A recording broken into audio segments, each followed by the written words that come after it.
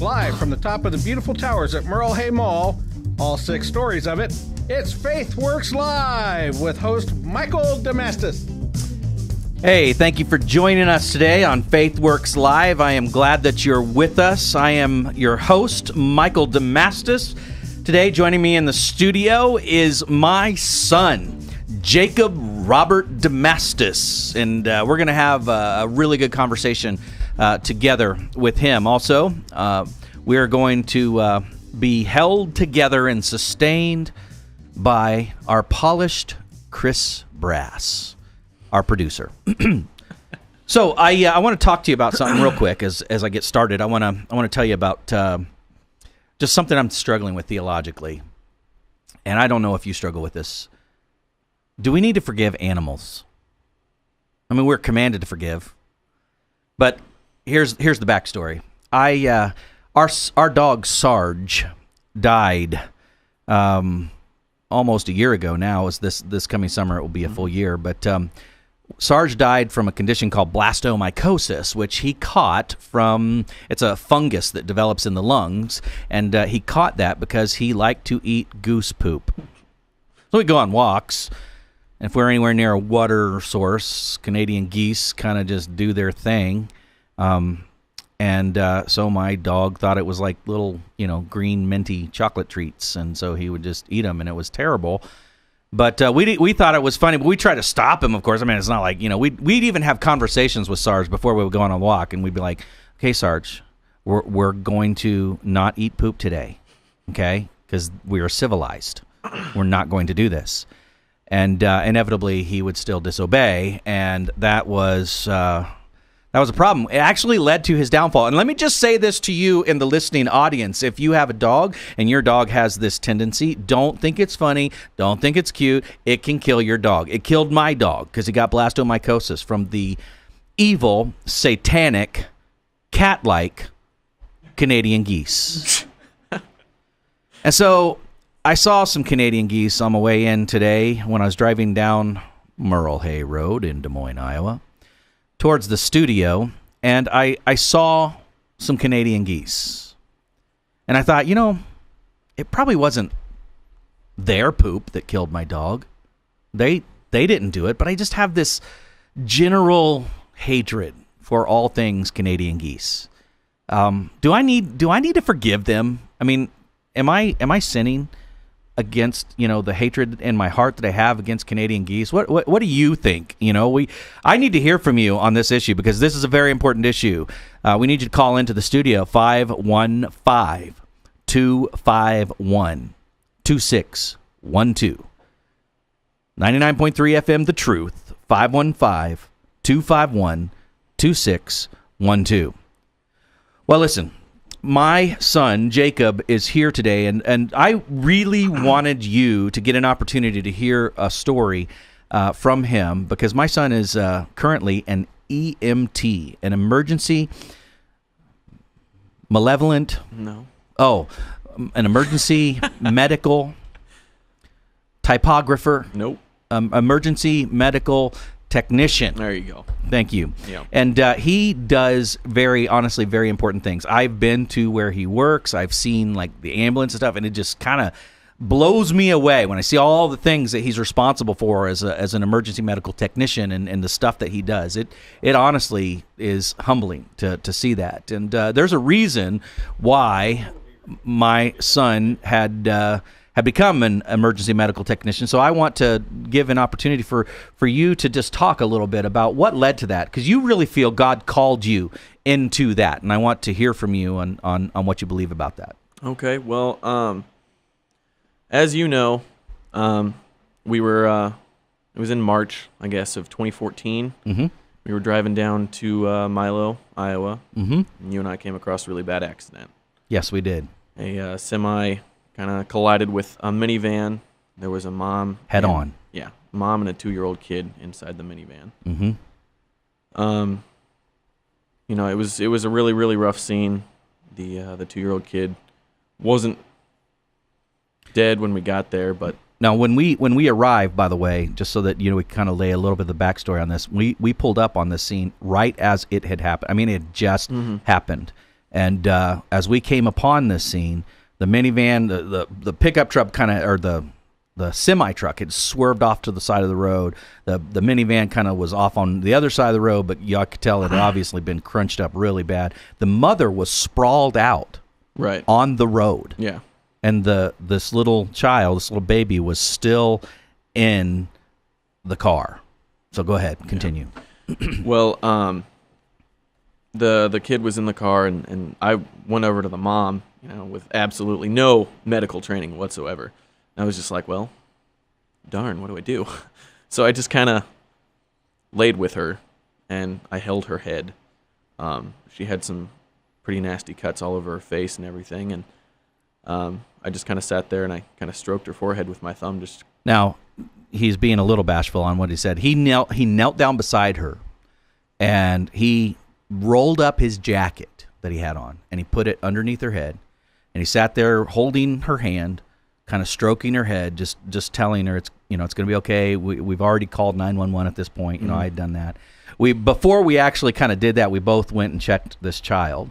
Yeah. That was in the car, because she was yelling, my child, my baby, my baby. The baby was, I can't describe this to you because honestly it would be way too graphic to describe over the radio. But the child was alive, but was not going to survive, and it was abundantly evident.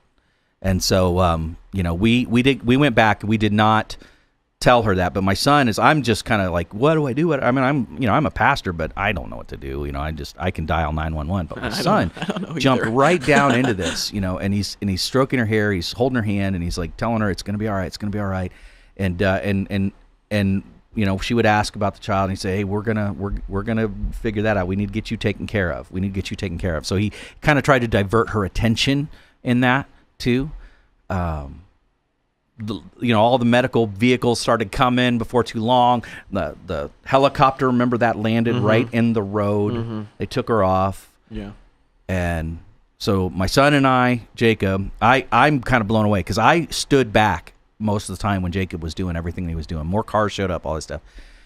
But we got back in the vehicle. My son's, both of his hands were covered in blood. We got back in the vehicle. His jacket was covered in blood that he had rolled up, put under her head. And we're heading back into Milo, Iowa. It's a little small town. And I decided, well, we need to stop at this convenience store in the town, and we need to make sure that you can get your hands cleaned up before we went to our destination. But and I hope this is okay to say this, but you broke down. Yeah. Because that just overwhelmed you. It was definitely a turning point in my life. I was at that stage in life where I didn't know what I wanted to do. And even after that, for a couple of months, I still didn't know what I wanted to do. But that was definitely a turning point in the fact that I had never done something like that before, but I felt like I needed to do something like that. Well, as your dad, okay, you're always my son, but I saw you as a man that day. Because I wouldn't do the things you were doing. And you jumped in there. You just helped. And I could not believe how you were doing what you were doing. It was a powerful moment for me as your father to see you being such a man in what really is a crisis, chaotic moment. Sure. You were calm. You handled the situation well, but that's not the only time that's happened to you. No. Who has stuff like this happen to them? But listen to this. And this was all within like about a 6 month kind of a span. And that first thing happened in March. A couple months later, I was in West Des Moines. It was kind of later at night. I was just driving around West Des Moines, and I see something. And at first, I thought it was just like a mannequin or something on the side of the road. I'm like, just driving down. I'm like, that's why on earth at 11 o'clock at night would there be a mannequin on the side of the road? So I turned around, and it was this old lady who had fallen over, and I went over there to her, and I rolled her over because she was face down, and she had like this like white spit stuff coming out of her mouth. I'm like, oh dear. Well, here we go again. So I called 911 and just kind of waited. Police came, and she like snapped out of it really weird. I don't know exactly what she was on. She was on something, but she snapped out of it, and the police came. And once they were there, I'm like, okay, you guys know more than I do, so I just kind of left.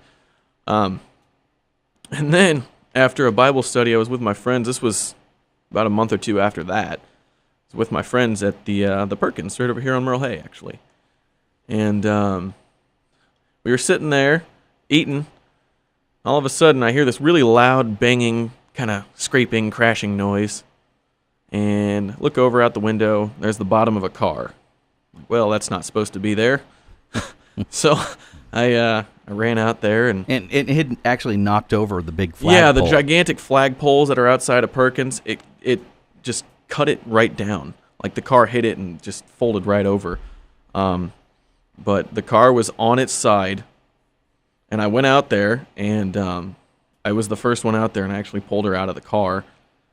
And so she was fine. She was drunk, obviously.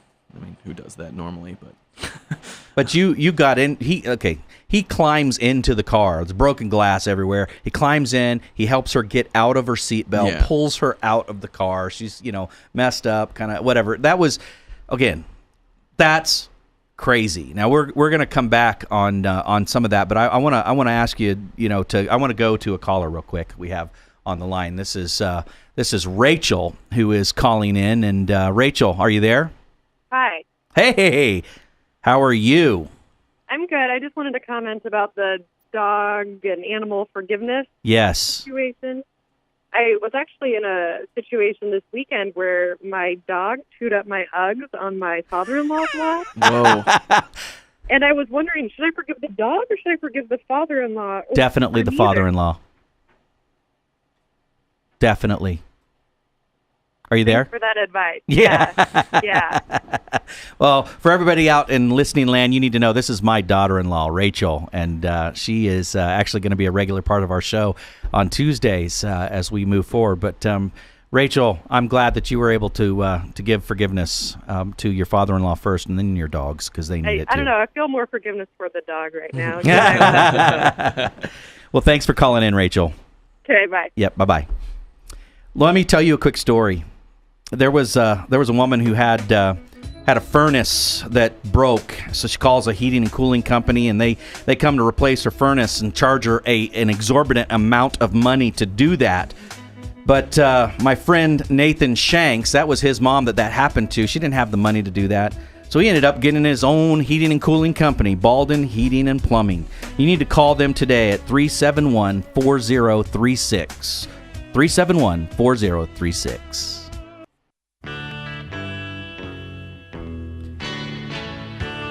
You're listening to Faith Works Live on 99.3 FM, The Truth. I'm your host, Michael Damastis, and joining me today is my son, Jacob Damastis, who I stopped wrestling years and years ago. And we're all being sustained by God and Chris Brass, our faithful producer. We want you to call in at 515-251-2612. Now, you just heard a pretty powerful story. My son is telling the reason why he is an emergency medical technician is because he believes that God was calling him to do that. He had 3 kind of confirming events that happened within a very short amount of time in his life, within a few months. Who has that kind of stuff happen to them, honestly? I mean, the first event was, I'm, in my 40s, and that was the first time that something like that had ever happened to me, where I had come upon an accident where it was a horrific accident. And then, shortly after that, my son has 2 other incidents that weren't quite as bad, but they were still, who has that happen to them? And I really, and my son felt God is directing me. God is for sure confirming that I need to go into this line. And you're also a volunteer fireman. Yep. And so your heart and your goal is ultimately you're going to become a paramedic.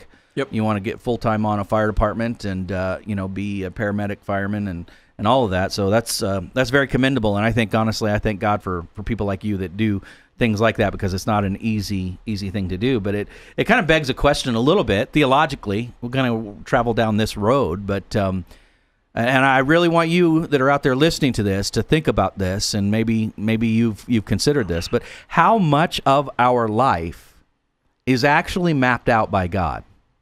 I mean, did God ordain every part of my life? Did God I can say, and I echo with you, those events that happened, I believe were God moments. God kind of circumstanced those events. That He orchestrated those events, for you to help confirm for you a direction in your life. Right. But does God, how much does He map out of our lives? And I believe God is sovereign, but is He sovereign over me going to Burger King? Well, I was just talking with one of my friends about this on Monday night. I was over at his house super late, and we just got to talking about theological stuff like we always do when it's like 1 a.m. Pastor's kid. Sorry. But, he was kind of bringing up the point. It takes away the power of God if you think that, He didn't ordain everything. Like, the way I see it personally is there's just this time, and God is outside of time, and He's looking down at time in a chunk. And He has placed time down in the exact way that He wants it. Everything is the way that He wants it, and it all leads to the culmination of when Jesus is coming back. Mm-hmm. And at that point, obviously, time is done. But that's just the way that we were talking, and I tend to agree with that kind of point of view. So you think that God is not He does not have any boundary by time. I mean, He's outside of the time-space continuum, as it would be dictated. What do you think?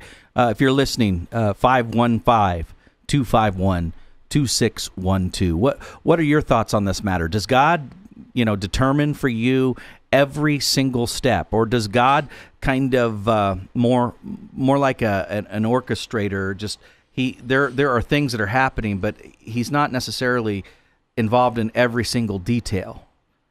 You have personal responsibility, and you also have God's sovereignty. See, this is the thing. I have a lot of strong Calvinist friends that they are they can't help it.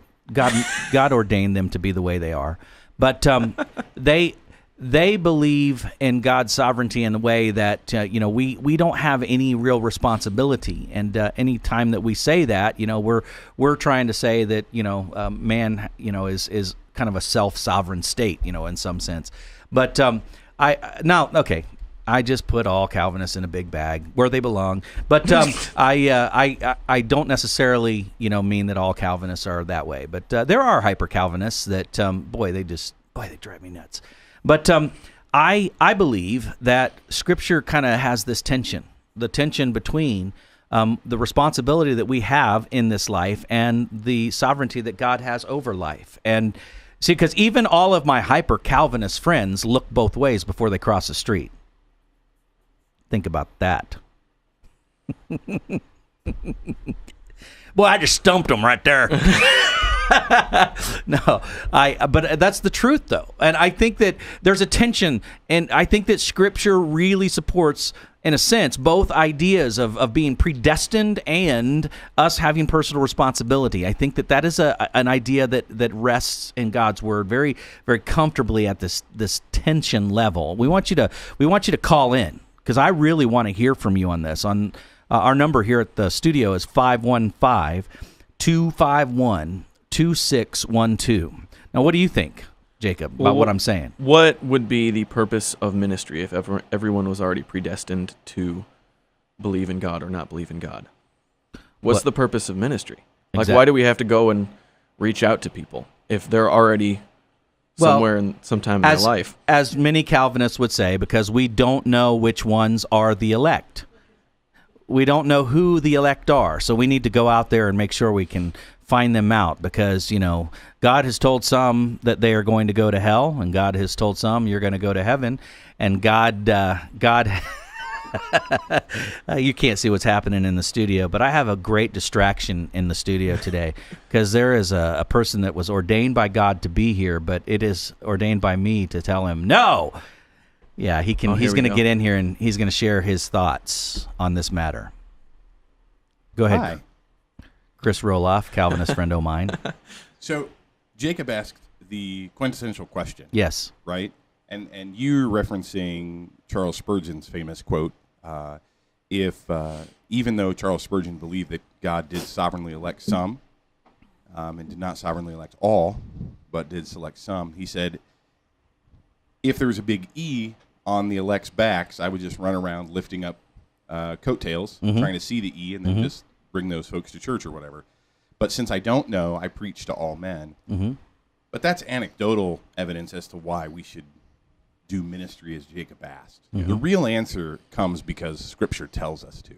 Right, and exactly. And I don't disagree with you on that end. I do want to say this though, and this is my issue. This because we're talking about this on a soteriological level, and we're looking at the fact that my son is, seeing kind of a confirmation by God to go in a particular trajectory because of these series of events that he went through. And I really believe that that's God's sovereignty in that manner. But the struggle, the tension that I have is, what about the young woman who lost her son that day? That God ordained that. Did she live? Yes. Yeah, she did. Yeah, her son did not. Her son, by the way, is named Jacob. And she actually asked to meet with me and my son, Jacob, because she remembered Jacob. That's the only thing she could remember on that day, is my son and what he was saying to her. And she wanted to just thank him because she felt like God, as he took her Jacob, sent her another Jacob to help her. And that was a pretty powerful moment. But we want to hear from you. 515-251-2612.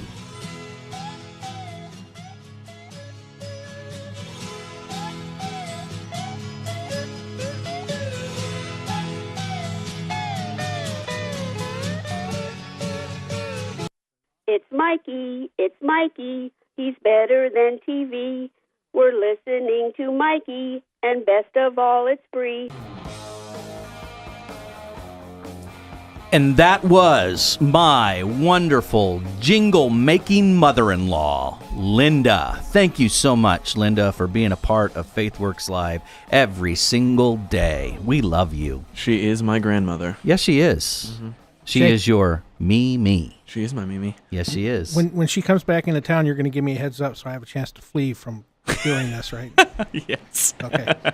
And you are listening to FaithWorks Live on 99.3 The Truth, and we're atop the Merle Hay Towers, and we've got a beautiful view out here of Douglas Avenue and Merle Hay Road. It's just, I don't know, it's lovely this time of year. But my son, Jacob Damastis, is joining me. I'm your host, Michael Damastis. And Jacob, I am your father. No. That's not true. That's impossible. We're all sustained together here this day by our polished producer, Chris Brass, and we need to hear from you. So our lines are always open here, 515-251-2612. We've been talking about how much responsibility do I have, and what is God's sovereignty, and where do we meet kind of in that? I mean, where does all that come together? There's an obvious tension, and I think it raises above, honestly, just the whole Calvin Arminian debate. There is a tension there. And I think Scripture promotes both of those ideas. Yeah. And as we talked a little bit off the air, I believe that when you accept the idea that, God was using the event in your life to confirm for you a certain direction, we also probably have to mentally assent to the idea that God was involved in the death of that child that day. Yeah.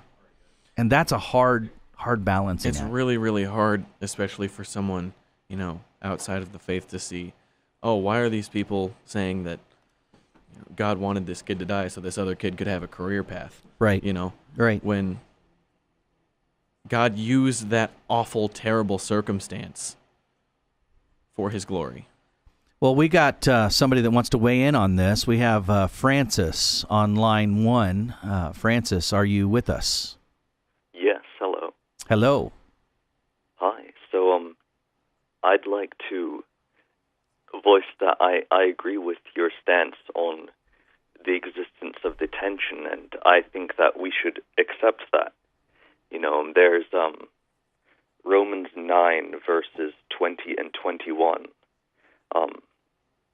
But who are you, a human being, to talk back to God? Shall what is formed say to the one who formed it, why did you make me like this? Does not the potter have the right to make out of the same lump of clay some pottery for special purposes and some for common use? And that's really, it's really blunt, and that's, you know, theodicy is, but that's what I think is important with Christianity. It's not unnecessarily floral because the origins don't come from people. We don't need to have everything explained to us, you know. Well, that's an excellent point, Francis. And I want to tell you, thank you for being a faithful listener to Faith Works Live, and I really do appreciate what you're saying about this, because it is really hard. I mean, who are we? We, in essence, what I'm hearing you say is that we have a perspective that is utterly limited. Yeah. And so, yeah. Well, who are we to actually say from our vantage point that we know better than God? And that's absolutely. That's the righteous will live by faith. Right, and that's a great point. So I just thank you, Francis, for calling in. Thank you so much. We have on the line Eric, who's calling in to weigh in on this topic. Eric, are you there? Yeah. Hey, listen to your discussion. Best way I've reasoned this out is if you look at God's foreknowledge in man's free will. Probably my favorite example is when Israel asked for a king, and that was the game changer of all Israel's history, and yet you can trace back 300 years earlier where God says, hey, when you ask for a king, this is what's going to happen. So he knew what man's choice was going to be, yet made provision for that. I would take issue with you on that, Eric, and I understand your position, but here's my issue. It's always been God's will that Israel would have a king. God had ordained out of the lineage of kings, out of the line of David, we would have his son come. And so I don't think the kings and having a king was wrong, because that's kind of maybe what I'm hearing the inference in what you're saying. I think the issue was that, you know, when they asked for kings, you're also going to get people like Saul, and that really isn't great. You know, you kind of you might like the ribeye steak, but you're going to get some, you know, okra too.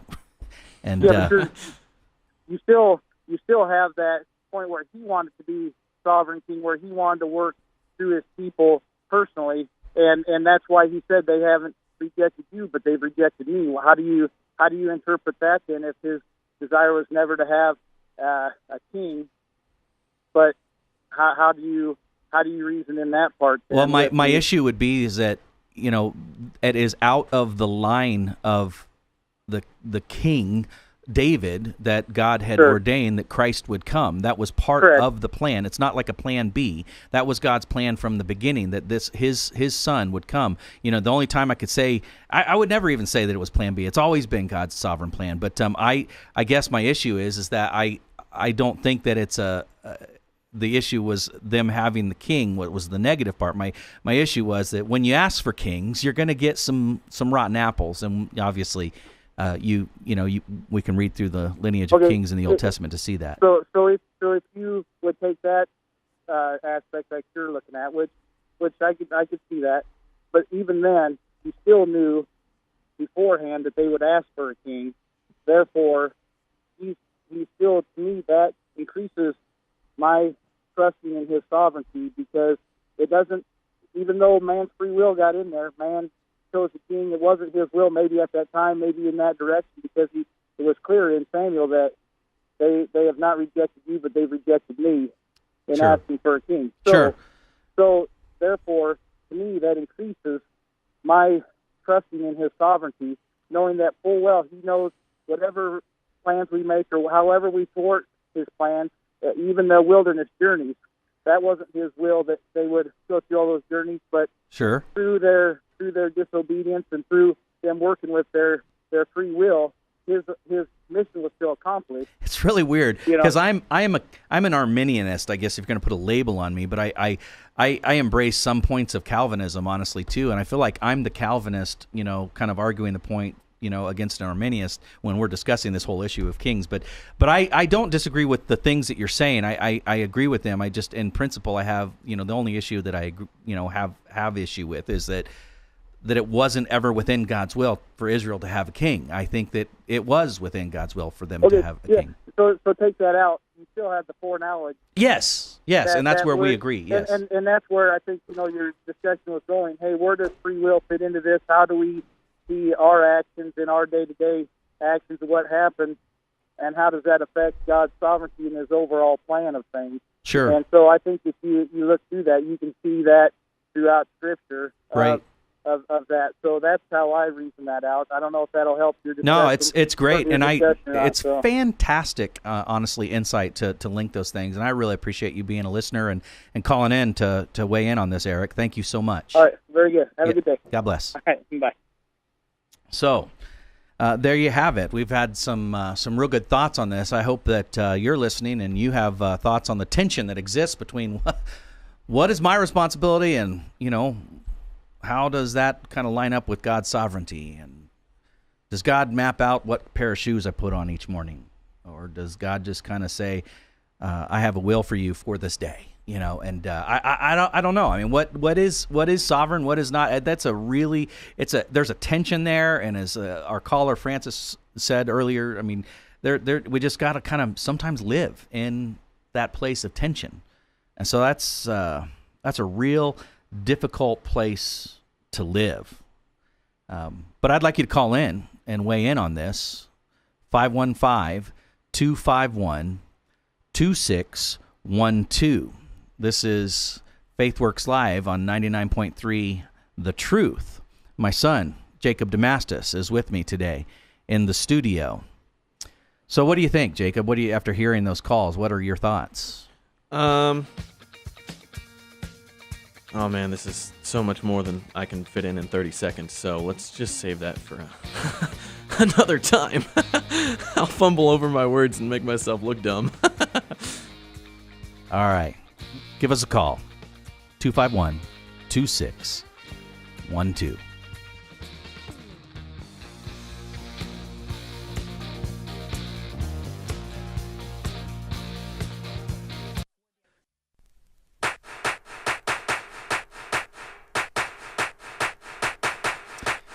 You're listening to Faith Works Live on 99.3 FM, The Truth.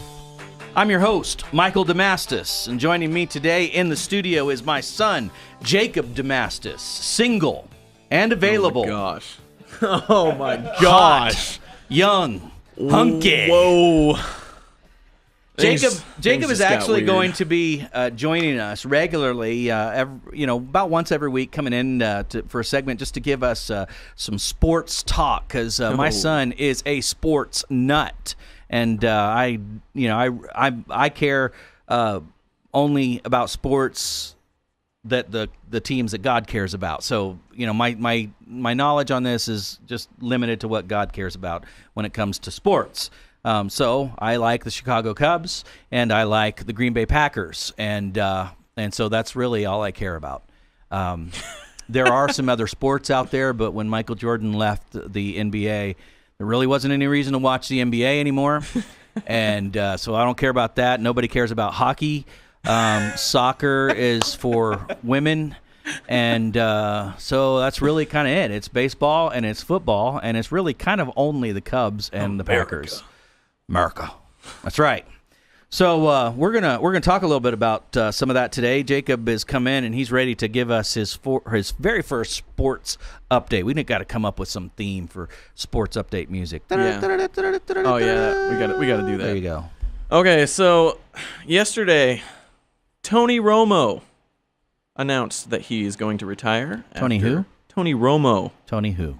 Tony Romo. That is sad. Mm-hmm. You don't know who Tony Romo is. Do you know who Tony Romo is? I have no idea who. You don't know who he plays for like some, like AAA team down in Texas or something, right? He did. The Dallas Cowboys. Yep, he was the starting quarterback until last year, and he got replaced by Dak Prescott. Who cares about somebody like that? But right, but anyway, he's retiring after he's getting released by the Cowboys on Tuesday. And not but an hour ago, Marshawn Lynch, beast mode. The Beast.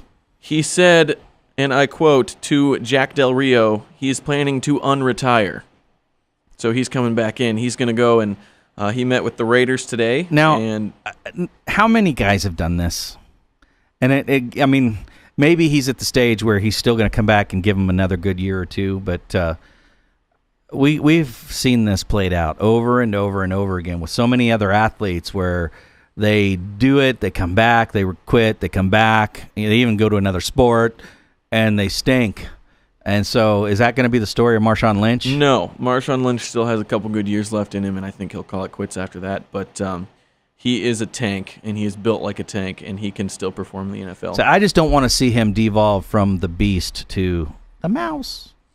That won't happen. Okay. I think that could happen with Adrian Peterson. But now Adrian Peterson actually the Packers were looking at him for a while. They were, but he's asking for too much money. He met with the Patriots late last week. The dark side. Yeah, but the Patriots, he left without a deal. I don't know if there's something that's going to come from that, but that would be terrifying for the rest of the NFL if Adrian Peterson went to the New England Patriots. Yeah. So nobody likes the Patriots. But if we're talking about God's teams here, yes, the Packers, the Green Bay Packers, Ted Thompson, the general manager, did the most un-Ted Thompson thing this offseason. He signed 6 free agents. 6 free agents. He doesn't do that. He doesn't sign free agents. Wow. So these are young guys, or these are older guys, or veterans? Or what? Got Derek Hart. He's a long snapper. Honestly, I don't know much about him. Added to the offensive line with Justin McCray. We took a veteran free agent from the Redskins. Mm-hmm. Ricky Jean. My goodness, I'm going to butcher his last name. Francois, I believe. We got old cornerback Devon House back. And then this is the biggest free agent splash that Ted Thompson has ever made. He signed Super Bowl champion tight end Martellus Bennett to a 3-year deal. Wow. That is huge. That's given Aaron Rodgers some big weapons there. Yeah. And another tight end, Lance Kendricks, as well. So our offense is going to be firing on all cylinders. Defense needs some work still. Yeah, so no doubt. That's the reason we lost. Can't all rest on Clay Matthews' shoulders. No, and it certainly hasn't for a long time. Exactly. So let's hear some baseball talk, Jake. What's going on with the Cubbies, God's team? The World Series champions. Yes, let's say that again. Let's slow down. Let's hear that again. The Chicago Cubs, the World Series champions. Did not look like the World Series champions on opening day. They certainly did not. They got beat to their division rivals, the Cardinals, 4-3. What about yesterday? Yesterday? Yes. They did win yesterday. Oh, that's good. Yeah, so the Cardinals and the Cubs are currently tied. They're tied at the top of the National League Central Division. With 3 days into the season. Yeah. We're tied for first, man. Yeah, baby. So they actually were supposed they were supposed to play today, but the game got delayed. Till tomorrow. Yep. So that's when we win the series with them. So. And then NBA, if anybody cares. I mean, I'm not huge into the NBA, but them Cavs, they look pretty beatable right now. They look pretty vulnerable. They're just not really LeBron. They're not clicking right now. But the Warriors, even without Kevin Durant, they look unstoppable. Like, I don't think anybody can beat them. And the playoffs start. What's the date? Playoffs start next weekend, April 15th. It's the crazy thing about the NBA. Their playoffs go on forever. I mean, they'll be the NBA finals won't be until June. You know, they're going to play off for forever. It seems like. Yeah. So, anyways. Anyway, that's about all. That's our sports update. All right, so we're going to close out the show with this topic. I want you guys to call in as we kind of get near the end of our show today with you, and that's this whole deal with Michael Pence, our vice president, and his wife. Now, my son. The reason I'm bringing up this topic is because my son. It was an anathema to him when he was younger that we had a rule in our home. Just communicate, Jacob, so that I know that you know what the rule was about when you were, young, and we said if you're gonna go somewhere, you have to go in separate vehicles. Yeah. Okay. And you couldn't go to somewhere you had to be with other people and all that kind of stuff. Yeah. And that was just kind of the rule that we laid out for our son, which he and his brother share in common. They found annoying at times. Sure. But what do you think about that in light of what's all going on with Michael Pence, and he's being criticized because he won't eat alone with a woman that's not his wife? I just want to say that Mike Pence is alt-right with me. Yeah, that's so funny.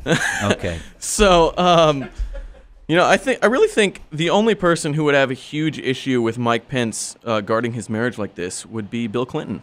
I feel like he would have a pretty big, thinking, oh man, he's taking this way too far, But the way you brought me up with the whole, you can't really be alone with a girl, that's just how I was brought up, obviously that's different now, but when I was growing up, it's wise to have those guards in place. Well, I'm a pastor, and I don't sit alone with a woman. I don't give rides to a woman. I don't counsel with a woman unless my wife is there or there's other people there.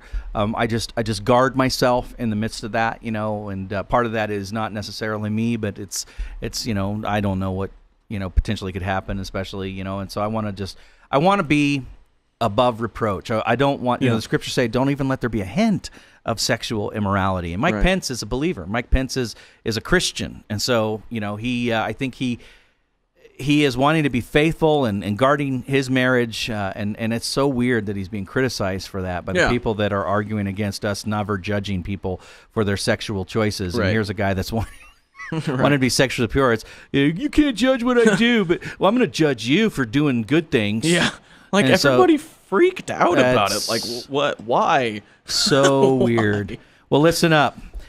Tomorrow we're going to have Michael Mudloff, one of my other very favorite Calvinist friends, is going to come in. We're going to talk some theology. That'll be our Thursday kind of thing, talking theology. Also, today, following the Salem Network News, you're going to be blessed by Hank Hanegraaff, the Bible Answer Man. So you can call in with your questions at 888-ASK-HANK. And I want to thank you for making Faith Works Live a big part of your day today, and joining in and calling in and listening in and watching. Thank you.